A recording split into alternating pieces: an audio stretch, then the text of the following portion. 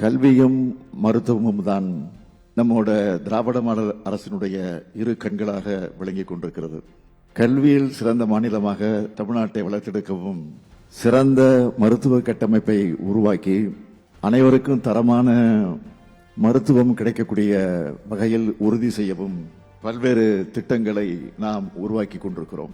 அதனுடைய தொடர்ச்சியாகத்தான் நம்முடைய தலைமைச் செயலாளர் குறிப்பிட்டு சொன்னது போல கடந்த ஆகஸ்ட் 15 விடுதலை நாள் நிகழ்ச்சி கோட்டையிலே நடைபெற்ற போது கொடியேற்றி உரையாற்றும் போது ஜெனரிக் மருந்துகளையும் பிற மருந்துகளையும் குறைந்த விலையில் பொதுமக்களுக்கு கிடைக்கக்கூடிய வகையில் முதல் கட்டமாக 1000 மருந்தகங்கள் திறக்கப்படும் என அறிவித்தேன். அந்த அறிவிப்பு இன்னைக்கு செயல்பாட்டுக்கு வர்றது பெரும் மகிழ்ச்சியை கொடுக்கிறது.